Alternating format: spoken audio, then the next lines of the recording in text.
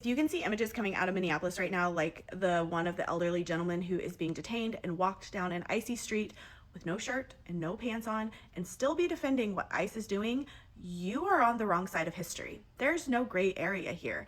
There hasn't been a gray area for a long time, but there's no other way to look at it.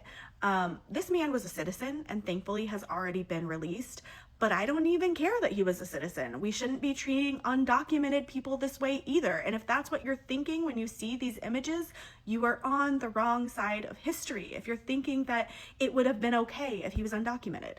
Being undocumented in the US is a misdemeanor. We don't even treat our most violent criminals this way if they're white. I could go on and on about how most of this is being done illegally and there's no warrants and people are just being racially profiled for no reason. But I want to channel my rage into something more productive. I have done some Googling about how I can be helpful in Minneapolis, even though I'm not there.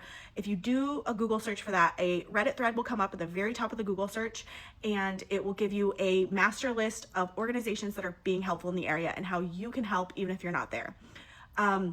There are a few different rapid response teams that are doing some things right now because apparently a lot of people who are being detained and then released are being released in whatever they were detained in. And it is negative temperatures in Minneapolis right now. And they're being also typically released with no cell phone because those are being confiscated. So there are multiple organizations that are helping people in those situations. We also have to remember that Minnesota still doesn't have SNAP benefits turned back on. So there's a ton of food insecurity in the area and there are organizations helping with that. If you have other ideas of how we can continue fighting this situation, please drop them in the comments. This is only escalating. It's not going away. I know the US is so big, so it's very easy to start feeling kind of detached from what's happening if you are not seeing this in your area.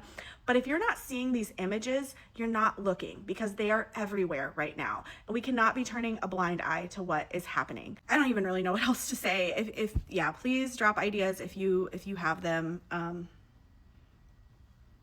It's not a gray area. It's just not.